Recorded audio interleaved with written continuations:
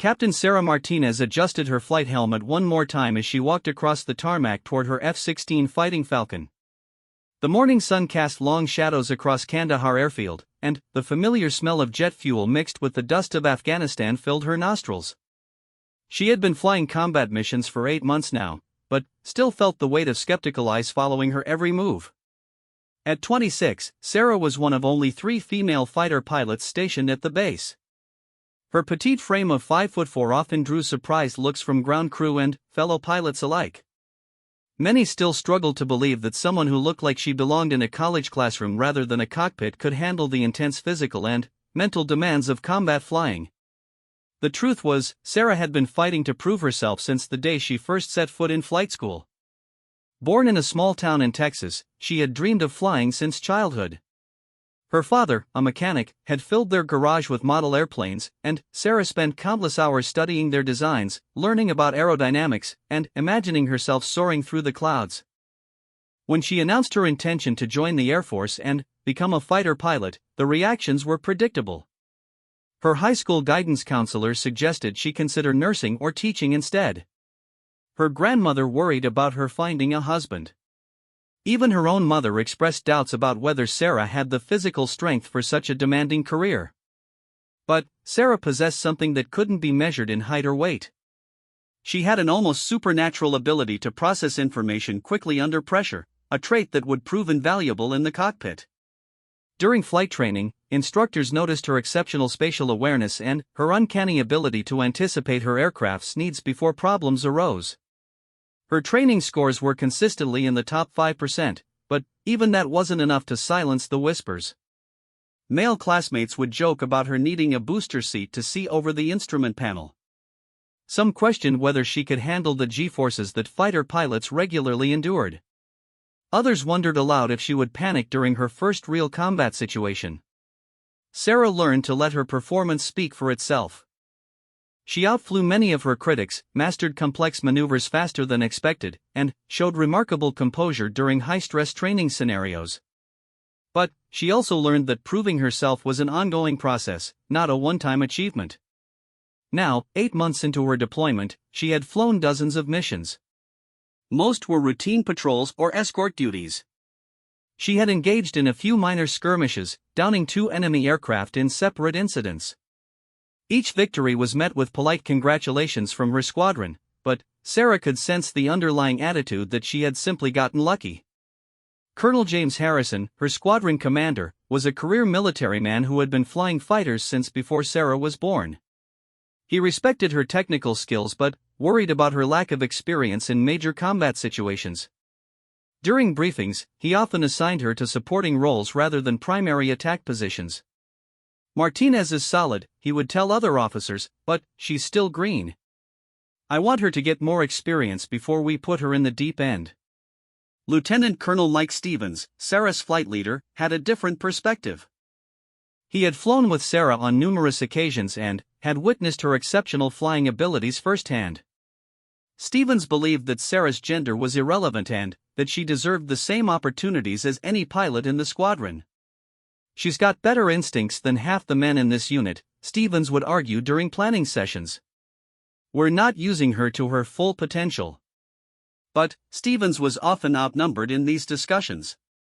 The military, especially combat aviation, remained largely a man's world, and changing deeply held attitudes was a slow process. Sarah's fellow pilots had varying reactions to her presence. Captain Tom Bradley, a brash pilot from California, openly questioned whether women belonged in fighter cockpits. He would make crude jokes about Sarah's appearance and suggest that she was taking a spot that should go to a man. On the other hand, Captain David Kim, a quiet and methodical pilot from Oregon, had become one of Sarah's strongest supporters. He had served as her wingman on several missions and had come to appreciate her tactical thinking and steady nerves. "She's the real deal," Kim would tell anyone who would listen. "I'd rather fly with Martinez than half the hotshots in this squadron." The base's ground crew had initially been skeptical of Sarah as well. Master Sergeant Rodriguez, the chief mechanic, had 30 years of experience working on military aircraft. When Sarah first arrived, he worried that she wouldn't understand the technical aspects of her aircraft well enough to communicate problems effectively. However, Sarah's mechanical background, learned from her father, quickly impressed Rodriguez. She could diagnose engine issues by sound, understood hydraulic systems better than many pilots, and always provided detailed debriefs after each flight. Rodriguez soon became one of her most vocal advocates. "That girl knows her aircraft inside and out," Rodriguez would tell his crew. "Some of these other pilots treat their planes like rental cars, but Martinez understands that her life depends on every bolt and wire." Despite these pockets of support, Sarah still felt the pressure of constant scrutiny. Every mistake was magnified, every success minimized. When she performed well, it was often attributed to luck or favorable conditions. When she struggled, even slightly, it was seen as evidence that women weren't cut out for combat flying. The stress of this environment affected Sarah in ways she didn't always acknowledge. She found herself working longer hours than necessary, studying flight manuals late into the night, and constantly second-guessing her decisions. She knew that she couldn't afford to make the same mistakes that might be forgiven in her male counterparts. Dr. Jennifer Walsh, the base psychologist, had noticed signs of this pressure during Sarah's routine evaluations. Dr. Walsh was concerned that Sarah might be pushing herself too hard in her effort to prove her worth. "You don't have to be perfect," Dr. Walsh reminded Sarah during one session. "You just have to be good at your job." But Sarah felt that being merely good wasn't enough. In her mind, she had to be exceptional to be accepted as equal. The international situation had been escalating for weeks. Intelligence reports indicated that enemy forces were massing for a major offensive. The enemy had been using a combination of conventional aircraft and advanced drone technology to probe Allied defenses, testing response times and capabilities. Sarah's squadron had been placed on high alert, with pilots rotating through 12-hour shifts of readiness. The base operations center buzzed with constant activity as commanders analyzed satellite imagery and intercepted communications. During the previous week, enemy reconnaissance flights had been detected along the border. Allied forces had shot down several unmanned drones, but intelligence suggested that these were merely probing missions designed to gather information about defensive capabilities. Major General Patricia Williams, the regional Air Force commander, had arrived at the base the previous day to personally oversee preparations for what intelligence analysts believed would be a significant enemy operation. "We're expecting them to test us soon," General Williams told the assembled pilots during a briefing. "When they do, we need to be ready to respond with overwhelming force." The general's presence added to the tension already permeating the base. Everyone understood that a major engagement was likely imminent, and the outcome could significantly impact the broader conflict. Sarah had volunteered for extra duty shifts, hoping to demonstrate her commitment and readiness. She spent her off hours studying enemy aircraft specifications and reviewing tactical manuals. She wanted to be prepared for any scenario that might arise. On the morning that would change everything, Sarah was assigned to what appeared to be a routine patrol mission. Intelligence had detected unusual radio chatter in a sector about 200 miles from the base, and command wanted to investigate. The mission briefing was standard. Sarah would fly as part of a 4-aircraft formation, with Lieutenant Colonel Stevens as flight leader. Their job was to patrol the specified sector, investigate any unusual activity, and report back to base. "Should be a milk run," Stevens told the pilots during the briefing. "But stay alert. Intelligence thinks something might be brewing." Captain Bradley, who was also assigned to the mission, made his usual disparaging comment about Sarah's inclusion in the formation. "Hope we don't run into anything serious," Bradley said loud enough for others to hear. "I don't want to have to babysit anyone." Sarah had learned to ignore such comments, but they still stung. She focused instead on reviewing her flight plan and checking her equipment. As she performed her pre-flight inspection, Sarah felt the familiar mixture of excitement and nervousness that preceded every mission. She methodically checked every system, every control surface, every warning light. Her father had taught her that attention to detail could mean the difference between life and death, and she applied that lesson religiously. The F-16 was a remarkable machine, capable of speeds exceeding Mach 2 and armed with a variety of weapons systems. Sarah had come to think of her aircraft as an extension of herself, responding to her thoughts and intentions with mechanical precision. As she climbed into the cockpit and began her startup procedures, Sarah had no idea that she was about to face the greatest challenge of her career. The routine patrol mission was about to become anything but routine, and she would soon have the opportunity to prove once and for all that her critics had been wrong about her capabilities. The engines spooled up with their characteristic whine, and Sarah felt the familiar vibration of the aircraft coming to life around her. Within minutes, she would be airborne and heading toward an encounter that would test everything she had learned about flying, fighting, and herself. As her F-16 rolled down the runway and lifted into the clear Afghan sky, Sarah Martinez was about to begin the most important flight of her life. The four F-16s climbed steadily through the morning sky, their formation tight and precise against the backdrop of rugged Afghan mountains. Sarah maintained her position as number 3 in the diamond formation, her eyes constantly scanning both her instruments and the horizon. The radio chatter was minimal, professional, and routine. Lieutenant Colonel Stevens' voice crackled through her headset with the calm authority of a veteran pilot. Falcon flight, maintain heading 270, climb to Angels 25. Stay sharp, everyone. Angels 25 meant 25,000 feet, high enough to give them a tactical advantage while remaining below the altitude where oxygen systems became critical. Sarah adjusted her throttle slightly, keeping her aircraft in perfect formation with the others. The landscape below was a patchwork of brown and tan, dotted with small villages and crisscrossed by ancient trade routes. Afghanistan's terrain was notoriously challenging for pilots, with sudden elevation changes and unpredictable weather patterns that could appear without warning. Sarah had learned to respect this landscape during her months of deployment. Captain Kim's voice came through the radio with a slight note of concern. "Lead, I'm picking up some intermittent radar contacts to the north. Could be weather, but the pattern seems unusual." Stevens acknowledged the report. "Copy, 3. Keep monitoring. Everyone stay alert." Sarah's radar display showed the same intermittent contacts that Kim had mentioned. Her training had taught her to trust her instruments, but also to question unusual readings. The contacts appeared and disappeared in a pattern that didn't match typical weather phenomena or civilian air traffic. As they continued toward their assigned patrol sector, Sarah noticed that the radio frequencies seemed unusually quiet. Normally, they would hear occasional transmissions from other aircraft or ground controllers, but today the airways seemed empty except for their own formation. Captain Bradley's voice broke the silence with characteristic skepticism. "Probably just another wild goose chase. Intelligence has been jumpy lately, seeing threats everywhere." Stevens responded with mild reproach. "Stay professional, 4. Intel has been pretty reliable recently." Sarah found herself agreeing with Stevens. The intelligence briefings had been increasingly detailed and accurate over the past few weeks. The enemy was definitely planning something significant, and today's unusual radio silence might be part of that plan. 20 minutes into their flight, they reached the assigned patrol sector. The area was a broad valley surrounded by mountain peaks, strategically important because it contained several key transportation routes used by both military and civilian traffic.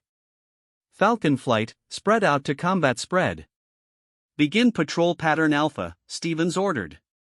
The four aircraft separated to a wider formation that would allow them better coverage of the area while maintaining mutual support.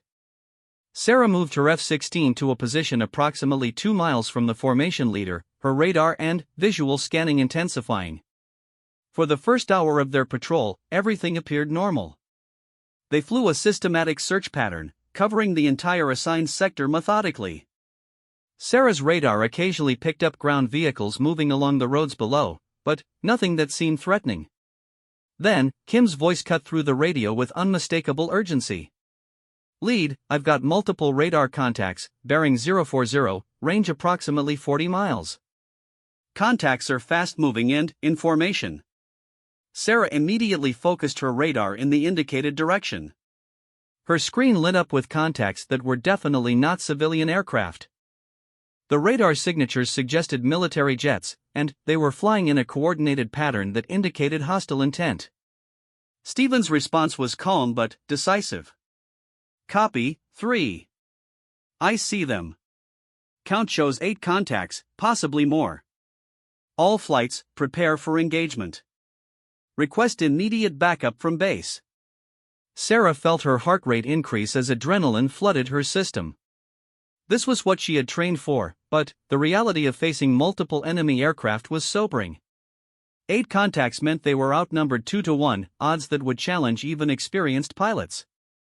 The enemy formation was approaching rapidly, their altitude suggesting they were configured for air-to-air combat. Sarah's training kicked in automatically as she began running through her pre-engagement checklist, ensuring her weapons systems were ready and her defensive countermeasures were armed. Bradley's voice carried a note of concern that his usual bravado couldn't hide. 8 bandits? We're going to need help, lead. Negative, Stevens replied firmly. Backup is 20 minutes out. We engage now or they break through to attack ground targets. All flights, weapons tight until I give the word. Sarah understood the tactical situation immediately. The enemy formation was positioned to either engage their patrol flight or continue past them to attack Allied ground forces. Allowing them to pass was not an option, regardless of the odds.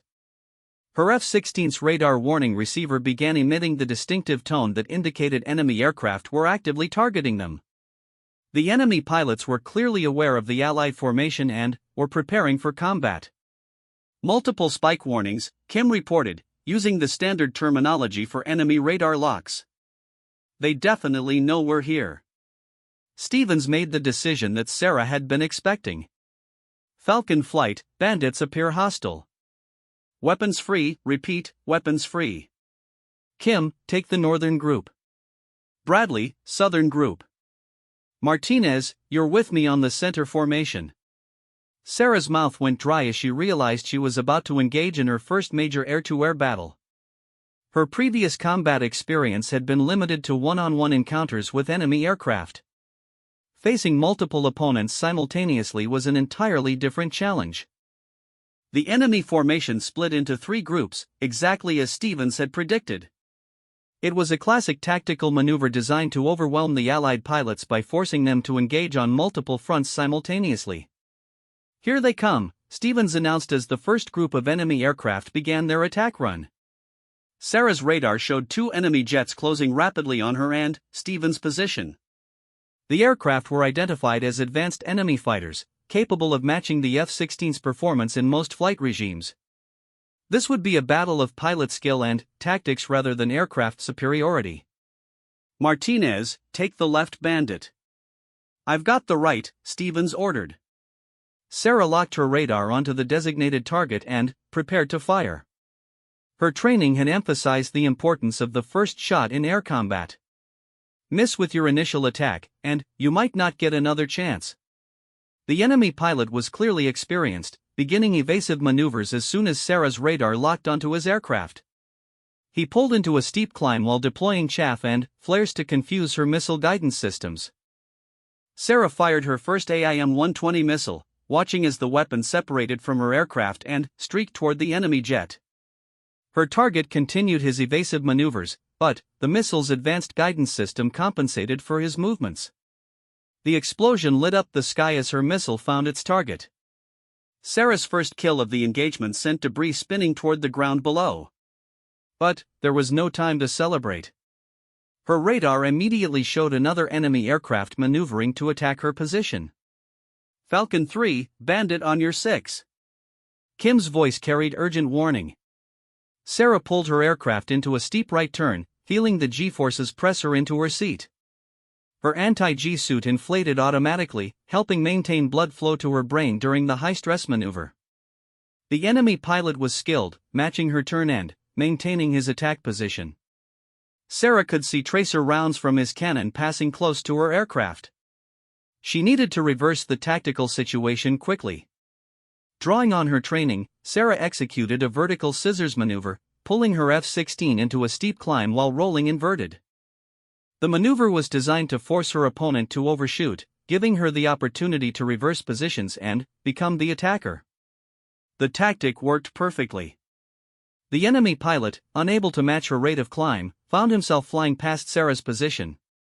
She immediately rolled upright and pulled her nose down, placing the enemy aircraft directly in front of her. Her second missile shot was perfectly positioned. The enemy pilot had no time to react before Sarah's AIM-9 Sidewinder missile struck his aircraft, sending it tumbling toward the ground in flames. "Good kill, Martinez." Stephen's voice carried approval, but also urgency. "We've got more company incoming." Sarah's situational awareness kicked into overdrive as she scanned for additional threats. The battle was far from over, and she could see that Kim and Bradley were both engaged with their own targets. Bradley's voice came through the radio with obvious stress. "Taking heavy fire. Need assistance." Sarah looked toward Bradley's position and saw that he was being pursued by 2 enemy aircraft. His F-16 was trailing smoke, suggesting that he had already taken damage. "Stevens, Bradley needs help," Sarah called to her flight leader. "Negative, I'm engaged." "You assist Bradley." Sarah didn't hesitate. She pushed her throttles to full afterburner and turned toward Bradley's position. The 2 enemy aircraft pursuing him were so focused on their attack that they didn't notice her approach. Her third missile shot caught the trailing enemy fighter completely by surprise. The pilot never knew what hit him as Sarah's AIM-120 missile destroyed his aircraft instantly. The second enemy fighter, realizing he was now being attacked, broke off his pursuit of Bradley and turned to engage Sarah.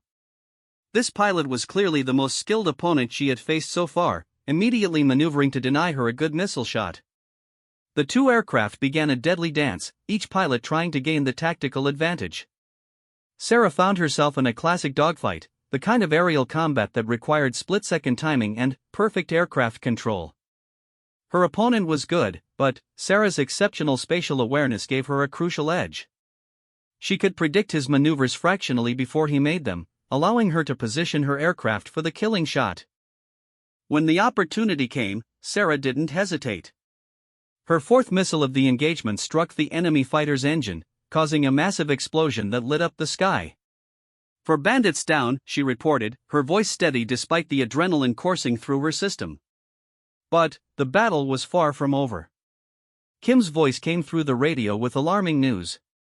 "Lead, I'm tracking 4 more inbound contacts." They must have been holding back as a reserve. Sarah looked at her fuel gauge and weapons status. She had used 4 of her 6 missiles and was burning fuel rapidly due to the high-power maneuvering required for air combat. The approaching enemy reinforcements would test her resources and skills to their absolute limits. As the second wave of enemy fighters closed in, Sarah realized that this engagement was about to become the most challenging fight of her career. Everything she had learned about flying and fighting was about to be put to the ultimate test. The second wave of enemy aircraft approached with tactical precision that immediately told Sarah she was facing their elite pilots. These weren't the somewhat predictable opponents from the first engagement. These pilots flew with the confidence and skill that came from extensive combat experience. Falcon flight, new bandits inbound, for contacts in spread formation. Stephen's voice carried the tension that all the pilots were feeling. "Fuel and weapons status, report." Kim responded first. "Falcon 3, 2 missiles remaining, fuel at 60%. Bradley's voice was strained. "Falcon 4, 1 missile left, fuel at 55%. Aircraft handling sluggish, possible hydraulic damage." Sarah checked her own status. "Falcon 2, 2 missiles remaining, fuel at 58%, all systems green." Stevens completed the assessment. "Lead has 3 missiles, fuel at 62%. We're going to have to make every shot count, people." The enemy formation split again, but this time their tactics were more sophisticated. Instead of the predictable 3-group split from the first engagement, they formed into 2 pairs, with each pair approaching from a different angle to create overlapping fields of fire. "They're boxing us in," Kim observed, recognizing the enemy tactic. Sarah studied the approaching aircraft on her radar display. The enemy pilots were maintaining perfect formation discipline while executing a complex pincer movement designed to eliminate escape routes and force the Allied fighters into a disadvantageous position. "Martinez, you and I take the eastern pair," Stevens ordered. "Kim, Bradley, handle the western approach. Try to maintain mutual support." As the range closed, Sarah noticed something troubling on her radar warning receiver. The enemy aircraft were using a jamming technique she hadn't encountered before, creating false returns and making it difficult to maintain steady target locks. "Lead, they're jamming our radar," she reported. "Switching to visual targeting." "Copy that. All flights, prepare for close-range engagement." Sarah armed her remaining AIM-9 Sidewinder missiles, designed for visual range combat. These heat-seeking weapons would be more effective at close range where the enemy's electronic jamming would be less effective. The first enemy pair closed rapidly on Sarah and Stevens' position. Sarah could see the enemy aircraft clearly now, sleek fighters with swept wings and aggressive camouflage patterns. Their pilots were flying with the kind of precision that spoke to hundreds of hours of combat experience. "Falcon lead engaged," Stevens announced as he fired his first missile at the leading enemy aircraft. The enemy pilot reacted with impressive skill, deploying flares and chaff while executing a barrel roll that barely allowed him to escape Stevens' missile. Sarah realized immediately that these opponents would not be defeated by standard tactics. The second enemy fighter in the pair immediately locked onto Sarah's position and fired. She could see the missile's smoke trail as it streaked toward her aircraft, forcing her into violent evasive maneuvers. Sarah pulled her F-16 into a punishing 8G turn, feeling the anti-G suit squeeze her legs and abdomen to maintain blood flow to her brain. The enemy missile passed close enough that she could see its fins as it flew by her canopy. Now it was her turn to attack. Sarah reversed her turn and pulled her nose toward the enemy aircraft that had just fired at her. The range was close enough that she could see the enemy pilot's helmet in his cockpit. Her Sidewinder missile launch was perfectly timed. The heat-seeking weapon tracked straight to the enemy aircraft's exhaust, detonating just behind the engine intake. The explosion sent pieces of the enemy fighter spinning through the sky. "Splash 1, Sarah reported, using the standard terminology for a confirmed kill. But the second enemy fighter in the pair was already maneuvering to attack her position. This pilot was even more skilled than his wingman, immediately positioning his aircraft to deny Sarah a good shot angle. Stevens, meanwhile, was engaged in his own life-or-death struggle with the first enemy fighter. The two aircraft were locked in a vertical spiral, each pilot trying to gain the energy advantage that would allow for a killing shot. Sarah found herself in a classic one-on-one dogfight with the remaining enemy fighter. Her opponent was clearly an experienced pilot, using every advantage his aircraft could provide. The enemy jet was slightly more maneuverable than her F-16 in certain flight regimes, and the pilot was exploiting those advantages skillfully. The two aircraft climbed and turned and rolled, each pilot seeking the crucial positional advantage. Sarah's exceptional spatial awareness served her well, allowing her to anticipate her opponent's moves and counter them effectively. After nearly 3 minutes of intensive maneuvering, Sarah saw her opportunity. The enemy pilot made a slight error in his energy management, allowing Sarah to pull inside his turn radius. Her last Sidewinder missile found its target, adding another kill to her rapidly growing tally. "Good kill, Martinez," Stevens called out. "Form up on me." But before Sarah could rejoin Stevens, Kim's voice cut through the radio with alarming urgency. "Falcon lead, Bradley's been hit. He's going down." Sarah looked toward the western engagement area and saw Bradley's F-16 trailing heavy smoke and losing altitude rapidly. The aircraft was clearly in serious trouble, and Bradley's voice confirmed her worst fears. "Mayday, Mayday, Falcon 4 is hit hard. Engine failure, hydraulics gone. I'm not going to make it back to base." Kim was engaged with the last two enemy fighters from the Western group, and Sarah could see that he was outnumbered and in a disadvantageous position. Stevens made the tactical decision that Sarah had been hoping for. "Martinez, assist Kim. I'll vector for Bradley's position." Sarah didn't wait for further orders. She pushed her throttles to full afterburner and turned toward Kim's position. Her fuel gauge showed that she was getting dangerously low, but Kim needed immediate assistance. The two enemy fighters engaging Kim had him trapped in a scissors maneuver, with one aircraft attacking from above while the second approached from below. It was a textbook pincer attack that would be difficult for any pilot to escape. Sarah's approach went unnoticed by the enemy pilots, who were focused entirely on Kim's aircraft. She lined up on the higher enemy fighter and fired her cannon, the 20mm rounds walking across the enemy aircraft's wing route. The enemy fighter immediately broke off his attack on Kim and turned to engage Sarah. But his wingman continued pursuing Kim, forcing Sarah to deal with her immediate threat while trying to keep track of the overall tactical situation. The enemy pilot facing Sarah was exceptionally skilled, immediately recognizing that she was out of missiles and had only her cannon remaining. He began a series of evasive maneuvers designed to prevent her from getting a clear gunshot. Sarah found herself in the most challenging dogfight of her career. With no missiles remaining, she had to close to gun range, a dangerous proposition against a skilled opponent. The enemy pilot was clearly trying to force her into an energy-depleting fight that would leave her vulnerable to his wingman. Drawing on every technique she had learned, Sarah began a patient stalking approach. Instead of trying to force a quick kill, she focused on gradually positioning herself for a high-percentage gunshot. Her father's lessons about patience and precision guided her flying. The opportunity came when the enemy pilot tried to extend away from the fight to gain energy for another attack. Sarah had anticipated this move and was already in position to cut him off. Her cannon burst was perfectly aimed, striking the enemy aircraft's cockpit area and ending the fight instantly. Kim's voice carried relief and gratitude. "Thanks, Martinez. That was getting ugly." But Sarah's celebration was cut short by her own tactical situation. Her fuel gauge showed she was approaching the critical level where she would need to consider heading home immediately or risk running out of fuel before reaching base. Worse, her radar warning receiver was screaming with new contacts.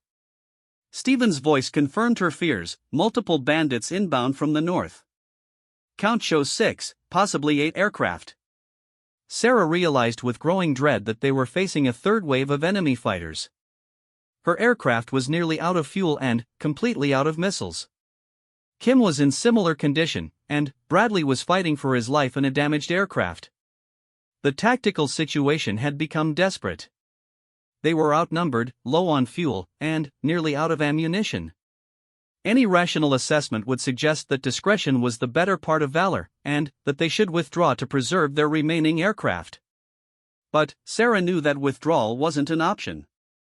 Intelligence reports had indicated that enemy ground forces were massing for a major offensive. If this enemy air armada succeeded in establishing air superiority over the region, the consequences for Allied ground troops would be catastrophic. Stevens seemed to reach the same conclusion. "All flights, we hold this position. We cannot allow these bandits to proceed to their target area." Sarah checked her cannon ammunition counter. She had perhaps 200 rounds remaining, enough for maybe 2 engagement opportunities if she was extremely careful with her shooting. Kim's status was even worse. "Lead, I'm Winchester on missiles, and my cannon jammed during the last engagement. I can provide targeting assistance, but I can't shoot." The approaching enemy formation was larger and more sophisticated than anything they had faced so far. Sarah's radar showed the aircraft were flying in a complex formation that suggested they were the enemy's premier air superiority squadron. As the third wave closed in, Sarah realized she was about to face the ultimate test of everything she had learned about aerial combat. With minimal ammunition, critically low fuel, and facing overwhelming odds, she would need to fly better than she ever had before. The enemy formation was now close enough that Sarah could see their aircraft silhouetted against the mountain peaks. These were clearly the enemy's best pilots, flying their most advanced fighters. The approaching battle would determine not just the outcome of this engagement, but potentially the course of the entire regional conflict. Sarah gripped her control stick firmly and prepared for what might be the final fight of her career. Everything she had endured, all the skepticism and doubt from her colleagues, had led to this moment. She was about to prove, once and for all, what she was truly capable of. The third wave of enemy fighters approached with a formation discipline that sent chills down Sarah's spine. 8 aircraft flying in perfect coordination, their radar signatures indicating they were equipped with the enemy's most advanced air-to-air weapons. She had never faced odds like these, and, with only cannon ammunition remaining, the tactical situation appeared hopeless. Stephen's voice carried grim determination. "Falcon Flight, this is it. We make our stand here. Kim provide targeting data and communications relay. Bradley, if you can maintain altitude, stay clear of the engagement area. Bradley's aircraft was barely flying, with smoke streaming from his damaged engine and his flight controls responding sluggishly. Copy, lead. I'll try to maintain position and provide overwatch. Sarah's radar warning receiver was screaming continuously now as multiple enemy aircraft acquired target locks on their formation. The enemy pilots were clearly confident in their superiority, approaching methodically rather than rushing into the attack. Martinez, Stevens called, I want you to take the northern group. I'll handle the southern formation. Sarah's heart sank as she realized what Stevens was asking. Her radar showed 4 enemy aircraft in the northern group, and 4 more approaching from the south. Stevens was essentially asking her to engage 4 enemy fighters simultaneously while he took on the other 4. Lead, that's 4 against 1, she replied, hoping Stevens would reconsider the tactical assignment. I know the odds, Martinez. But, you've got the best instincts in this squadron. If anyone can pull this off, it's you. The confidence in Stevens' voice was both inspiring and terrifying. Sarah had always wanted her squadron mates to respect her abilities, but now that respect was translating into an almost impossible mission assignment. Kim's voice provided additional context. Martinez, the northern group is configured for air-to-ground attack. They're probably carrying heavy ordnance for ground targets. That might slow them down and reduce their maneuverability. Sarah studied her radar display more carefully. Kim was right, the northern formation's flight characteristics suggested they were carrying external stores, likely bombs or ground attack missiles. This would make them less maneuverable in air-to-air combat, but it also meant that allowing them to proceed would result in devastating attacks on Allied ground forces. Copy, I've got the northern group, Sarah replied, surprising herself with the steadiness of her own voice. The enemy formations split apart, with each group of 4 aircraft approaching from different angles.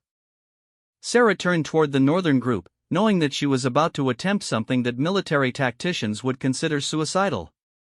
As the range closed, Sarah's mind raced through every air combat tactic she had ever learned. Fighting 4 opponents simultaneously required more than just flying skill, it demanded perfect tactical awareness and the ability to position her aircraft to engage each threat in sequence while avoiding being overwhelmed. The enemy pilots were clearly experienced, but their heavy external loads made their aircraft less responsive than usual. Sarah decided to exploit this limitation by using high-speed, vertical maneuvers that would be difficult for the loaded enemy fighters to match. Her first attack run took the enemy formation by surprise. Sarah approached from below and behind, using the mountain terrain to mask her radar signature until the last possible moment. Her cannon fire raked across the trailing enemy aircraft's wing, causing an immediate fuel leak that forced the pilot to break off from the formation. The remaining 3 aircraft immediately turned to engage her, but Sarah was already climbing vertically, using her F-16's superior thrust-to-weight ratio to gain altitude rapidly. The enemy fighters, burdened by their external stores, couldn't match her rate of climb. From her elevated position, Sarah rolled inverted and dove back toward the enemy formation. Her second gun run was even more successful, with her 20mm rounds finding the cockpit area of the lead enemy aircraft. The fighter exploded in a brilliant fireball that momentarily blinded the other enemy pilots. 2 down, 2 remaining in her group. But Sarah's ammunition counter showed she was running critically low on cannon rounds. She might have enough for one more effective engagement, after which she would be completely defenseless.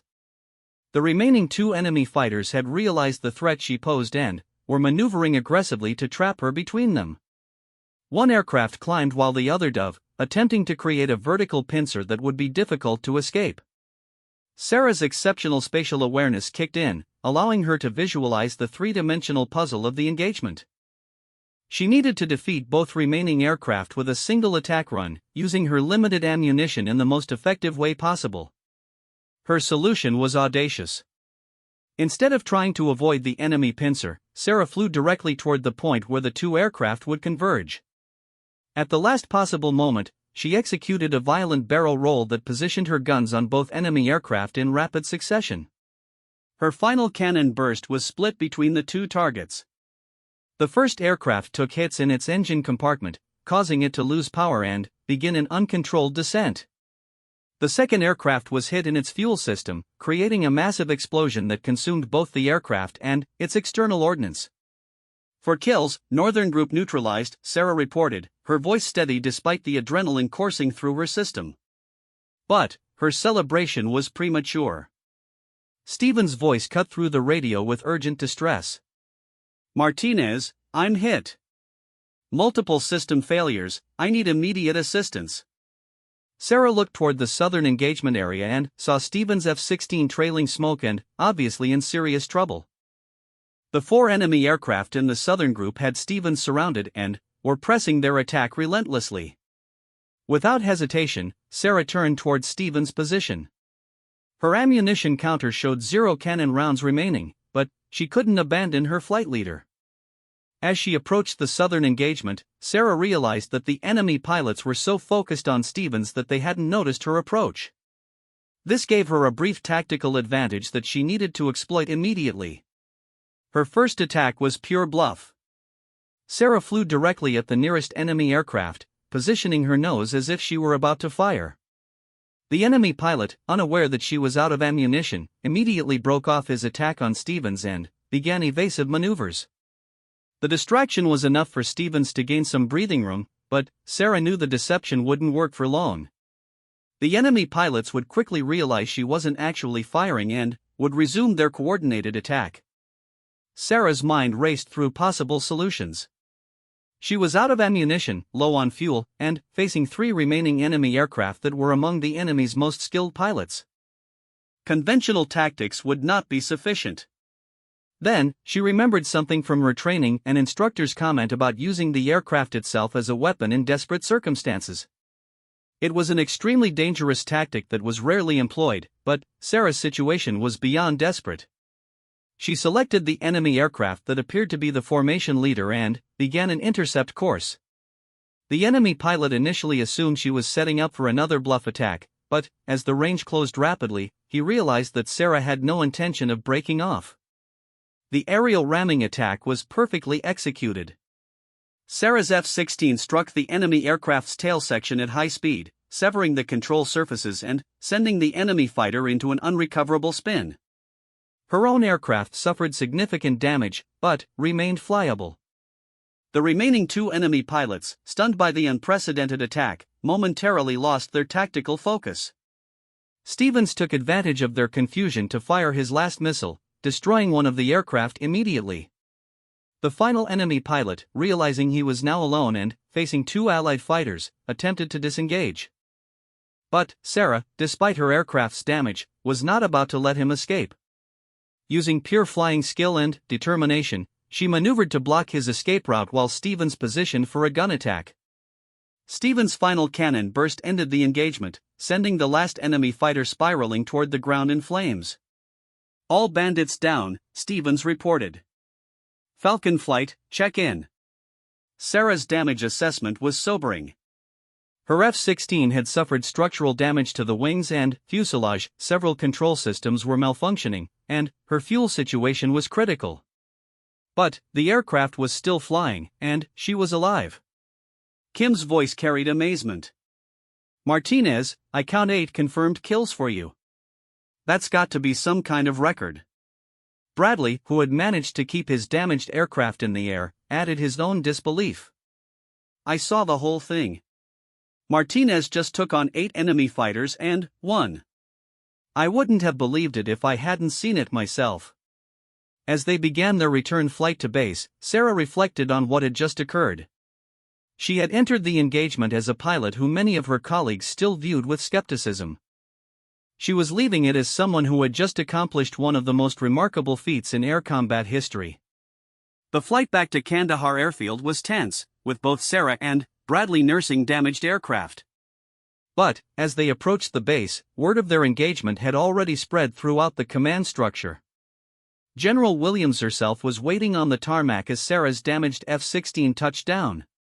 The general's expression combined respect, amazement, and something approaching awe as she watched Sarah climb out of her cockpit.